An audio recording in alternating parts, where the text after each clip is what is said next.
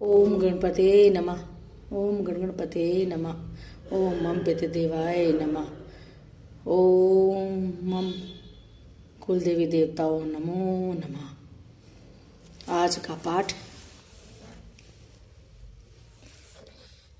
चंचला के प्रयत्न से पार्वती जी की आज्ञा पाकर तुम्बरू का विंध्य पर्वत पर शिव पुराण की कथा सुनाकर विंदुक का पिशाच योनि से उद्धार करना तथा उन दोनों दंपति का शिवधाम में सुखी होना। सूत जी बोले, शौनक, एक दिन परमानंद में निमग्न हुई चंचला ने उमा देवी के पास जाकर प्रणाम किया और दोनों हाथ जोड़कर वह उनकी स्तुति करने लगी। चंचला बोली, गिरिराज नंदिनी स्कंद माता उसे उमे मनुष्य ने सदा आपका सेवन किया है। समस्त सुखों को देने वाली शंभु प्रिय आप ब्रह्म स्वरूपिणी हैं। विष्णु और ब्रह्मा आदि देवताओं द्वारा सेव्य हैं। आप ही सगुणा और निर्गुणा हैं तथा आप ही सुषमा सच्चिदानंद स्वरूपिणी आद्या प्रकृति हैं। आप ही संसार की सृष्टि, पालन और संहार करने वाली हैं।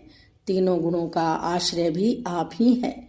ब्रह्मा, विष्णु और महेश्वर इन तीनों देवताओं का आवास स्थान तथा उनकी उत्तम प्रतिष्ठा करने वाली पराशक्ति आप ही हैं। सूत जी कहते हैं, शौनक, जिसे सद्गति प्राप्त हो चुकी थी वह चंचला इस प्रकार महेश्वर पत्नी उमा की स्तुति करके सिर झुकाए चुप हो गई।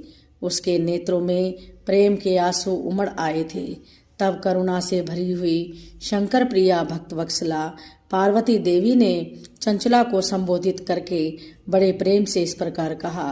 पार्वती बोली, सखी चंचले सुंदरी, मैं तुम्हारी की हुई स्तुति से बहुत प्रसन्न हूँ। बोलो, क्या वर मांगती हो?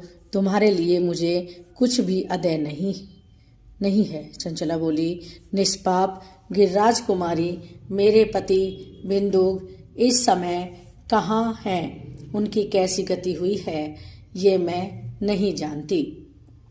कल्याणमयी दिव्यवत्सले, मैं अपने उन पतिदेव से जिस प्रकार संयुक्त हो सकूं वैसा ही उपाय कीजिए। महेश्वरी महादेवी, मेरे पति एक शूद्र जातीय वेश्या के प्रति आसक्त थे और पाप में ही डूबे रहते थे।